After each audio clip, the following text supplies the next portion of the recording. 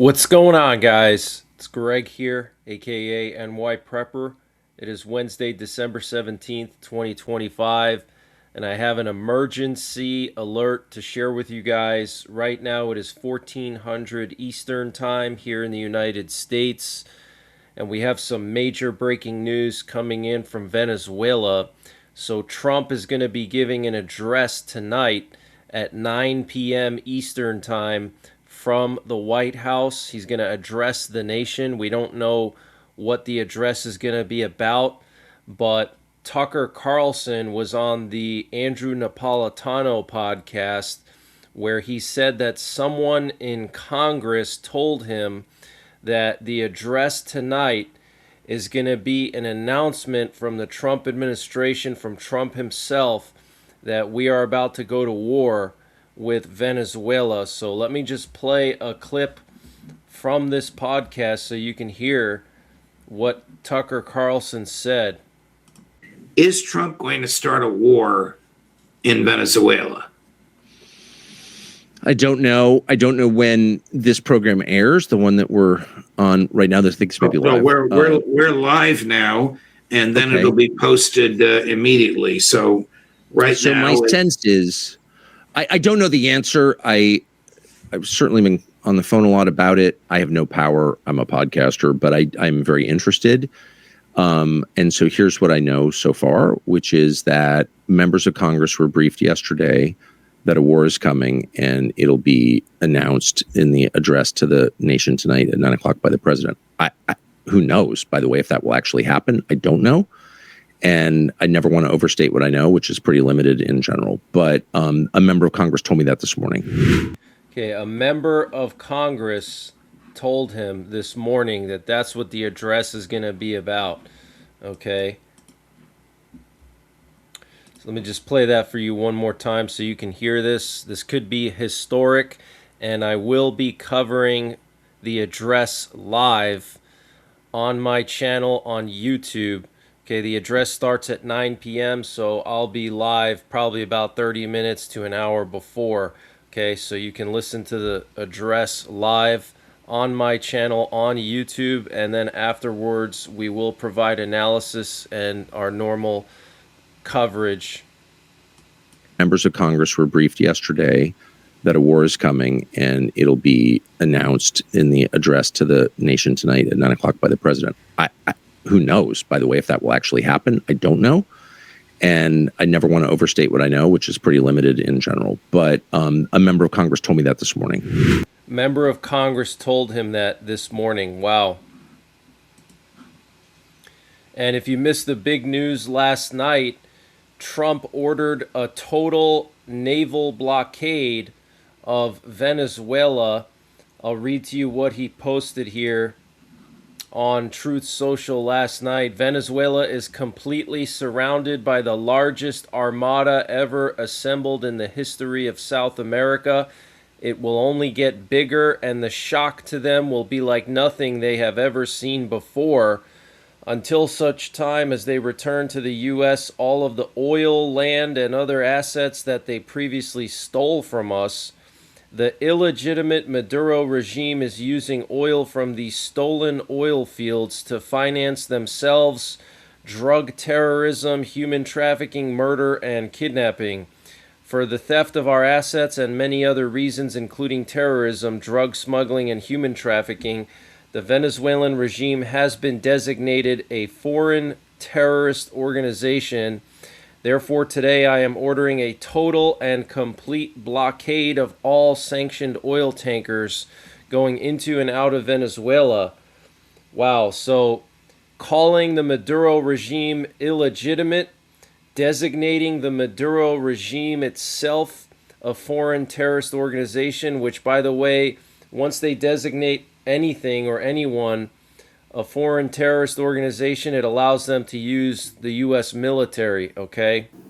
And before I continue with the breaking news, I wanted to mention the sponsor for this update, which is My Patriot Supply. Guys, My Patriot Supply is doing a massive sale on their 3-month emergency food supply. And to get the deal, you got to use my link. It's in the description below this video. It's preparewithnyprepper.com. So they're selling their 3-month emergency food kit at 30% off. Plus, they're going to throw in an additional month of food. So that's 4 months of food.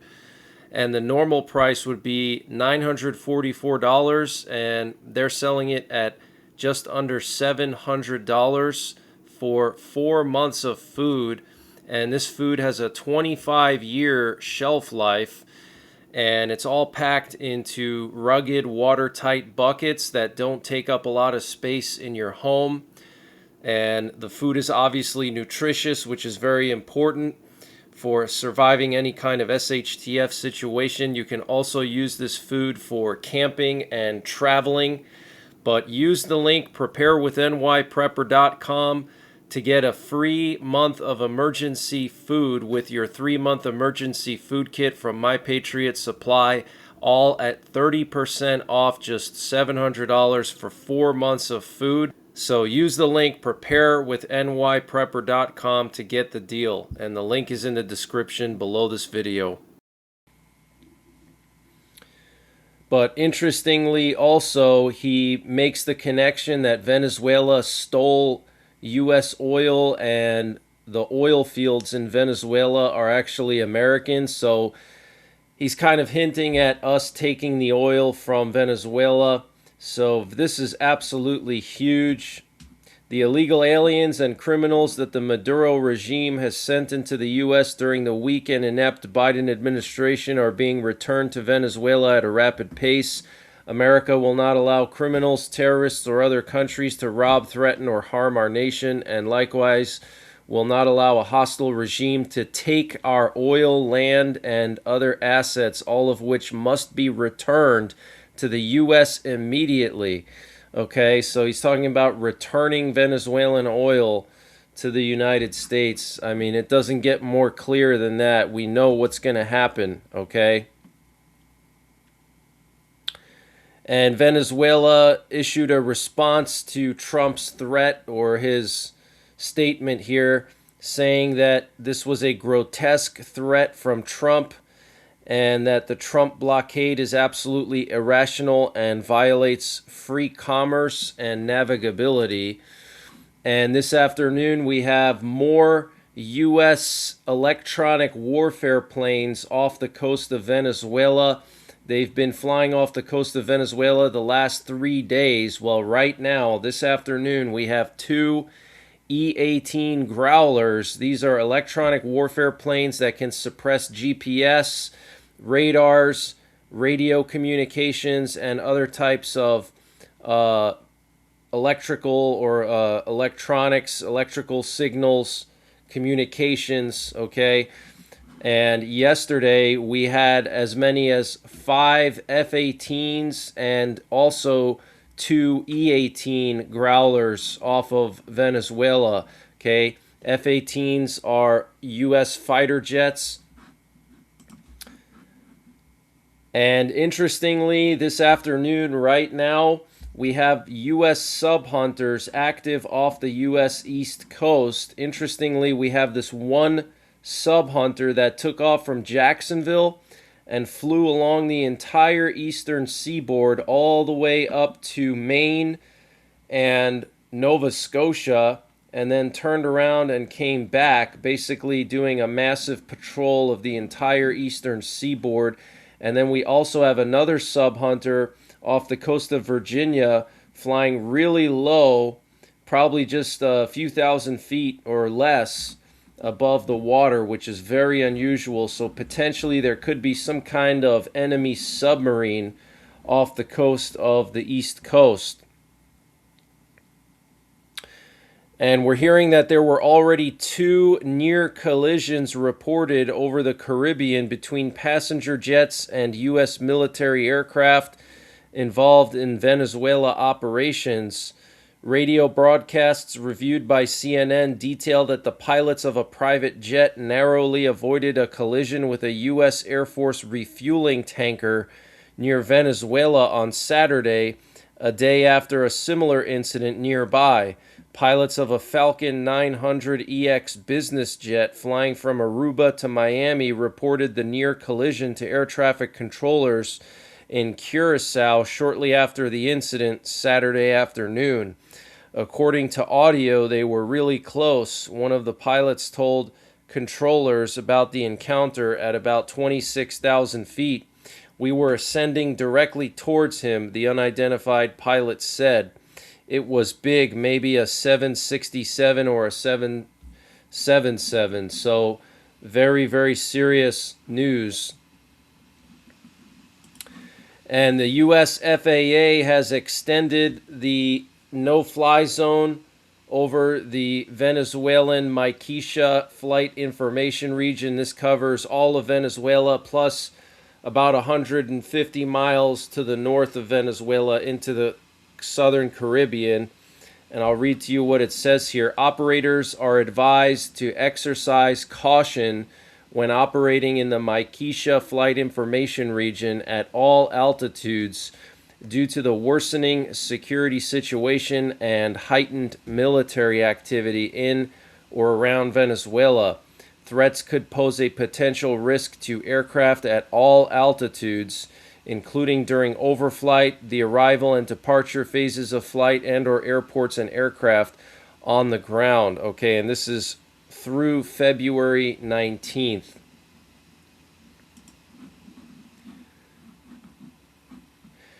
And the White House Chief of Staff Susie Wiles confirms that the lethal strikes on drug boats in the Caribbean are aimed at pressuring Venezuelan President Maduro to step down, not at stopping drug trafficking. And the U.S. Department of State designated a Colombian cartel, the Clan del Golfo, as a foreign terrorist organization, which opens the doors to land strikes on Colombia. And the Copa Airlines has declared that it has prolonged its halt of flights to Venezuela from Panama until January the 15th. Wow. So guys, I will be covering Trump's address live at 9 p.m. Eastern Time tonight on YouTube. So hopefully I'll see you guys then. We also have some very concerning news coming out of Russia and Belarus. We're hearing that up to 360,000 Russian troops are now stationed in Belarus, according to German security expert and former Colonel Roderick Kaiswetter, who warned that 2026 and 2027 will be critical years for European security. Kaiswetter, who served as a colonel in the German armed forces until 2009 and spent several years working at NATO headquarters in Belgium, said Russian leader Vladimir Putin is assembling hundreds of thousands of troops in Belarus, a country bordering NATO. According to Kaiswetter, Russia currently maintains 2 army corps in Belarus, between 350,000 and 360,000 combat-ready soldiers. This follows warnings from Britain's top military chief that more British families will come to know what sacrifice for our nation means.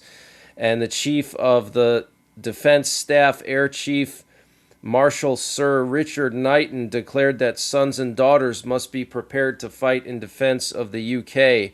All right, so we have multiple figures in Europe saying that war with Russia is coming soon, but this is very disturbing. He said 350,000 Russian troops in Belarus, according to this former colonel. And the Trump administration said in a court filing Monday that the president's White House ballroom construction project must continue for unexplained national security reasons. The filing was in response to a lawsuit filed last Friday by the National Trust for Historic Preservation, asking a federal judge to halt Trump's project until it goes through multiple independent reviews and a public comment period and wins approval from Congress. The Trump administration's 36-page filing included a declaration from Matthew Quinn, The deputy director of the U.S. Secret Service, the agency responsible for the security of the president and other high-ranking officials, that said more work on the site of the former White House East Wing is still needed to meet the agency's safety and security requirements. The filing did not explain the specific national security concerns. The administration has offered to share classified details with the judge in a private in-person setting without the plaintiffs present. The East Wing had sat atop an emergency operation bunker for the president. So this is very unusual, guys. The Trump administration is saying that this ballroom project is being done for national security reasons. So my theory is that they have some kind of big bunker, an upgraded bunker that they're building underneath that East Wing ballroom, and maybe a new tunnel system to evacuate the president. And the Polish Prime Minister said that the U.S. would provide a military response if Russia attacked Ukraine again in security guarantees for Ukraine. He said that Witkoff clearly stated that America will provide Ukraine with security guarantees in such a way that the Russians will have no doubt that the American response will be military if Russia attacks Ukraine again. Interesting. And European troops in Ukraine would be allowed to use force against the Russian army if Russia violated a ceasefire. This was stated by the German Chancellor Merz, and this is related to the security guarantees, but we know that Russia has already rejected any European troop presence in Ukraine as part of security guarantees. The Russian Foreign Minister Sergei Lavrov says the U.S. promised Russia not to accept Ukraine into NATO and to facilitate the transfer of territories. Interesting. And I want to remind you guys that Lavrov also said that any European troops in Ukraine would be legitimate military targets for Russia. Russia is ready for a deal with Ukraine, but will not agree to compromises on territories or the presence of NATO troops, said Russian Deputy Foreign Minister Sergei Rybakov in an interview with ABC News. Okay, so no NATO troops and no compromise on territories. They want all that territory that they conquered. They want it to be internationally recognized as part of Russia. And Russia conducted some strategic bomber training yesterday with Tu-22s, as well as with an Ilyushin-78 tanker aircraft, a MiG-31 fighter bomber, and several Sukhoi-35 and Sukhoi-27 fighter jets. So some kind of bombing exercise yesterday. And Germany has delivered 2 more Patriot systems and a 9th Iris-T air defense system to Ukraine. And the Swedish Navy has recorded the presence of Russian military personnel on board tankers of the so-called Shadow Fleet in the Baltic Sea.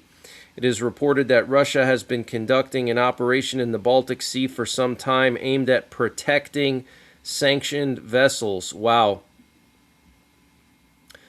So this is another way that things can escalate and get out of hand, is that these armed Russian soldiers now on these sanctioned tankers in the Baltic Sea could potentially get into a shootout with NATO troops trying to confiscate those tankers, okay? And Russia refused a Christmas ceasefire in Ukraine. This was stated by the Kremlin spokesman Dmitry Peskov. He said, "We don't want to give Ukraine a breather to prepare for the continuation of the war." And a few days ago, Polish border guards discovered a tunnel into Poland from Belarus. It was used for trafficking illegal migrants into Western Europe. 130 illegal migrants were caught, mainly Afghani, Pakistani, Indian, Nepalese, and Bangladeshi. Wow, so tunnels being built under the Polish border to smuggle in these illegal aliens from the Middle East. Belarus is doing that. And last night, Thai F-16s launched new airstrikes on Cambodia, and there were more heavy clashes reported on the Thai-Cambodian border. So the war between Thailand and Cambodia is continuing, despite what Trump said a few days ago, that he spoke to the leaders on the phone and there was a ceasefire. They're still fighting. The war is still going on over there. And the FBI released a new 5-minute video of a person of interest in the Brown University shooting. It's just a clipping of multiple street cameras of some guy walking down the street. I don't know why they think he's the person of interest, but nevertheless, that's who they think is potentially responsible for the shooting. And we also have some very strange news coming out of MIT. Nuno Gomez Loureiro, 47, an MIT nuclear science and engineering professor, has died after being shot multiple times at his Massachusetts home. He received multiple awards for his research and served as the director of MIT's Plasma Science and Fusion Center. He was assassinated in the foyer of his apartment building in Brookline, Massachusetts, as he entered around 8:30 p.m., where he was found lying on his back by a neighbor and his wife. Local police swarmed the scene but found no trace of a suspect. So a professional hit job on this MIT professor who was a director of the Plasma Science and Fusion Center at MIT. So guys, if you don't know what that means, plasma science and fusion, these are the types of disciplines that focus on exotic energy and things like cold fusion, basically nuclear reactions that don't produce any kind of nuclear waste and can release a large amount of energy. And very interesting news coming out of the White House. Susie Wiles, the chief of staff, gave several interviews about her experience working for the Trump administration. She called Trump an alcoholic personality, and he said that Vice President Vance was a conspiracy theorist for a decade, and his conversion from Trump critic to ally was based not on principle, but was sort of political because he was running for Senate. And Elon Musk is an avowed ketamine user and an odd duck whose actions were not always rational and left her aghast. That's what she said about Elon Musk. So some strong words there about Trump, Vance, and Musk from Susie Wiles.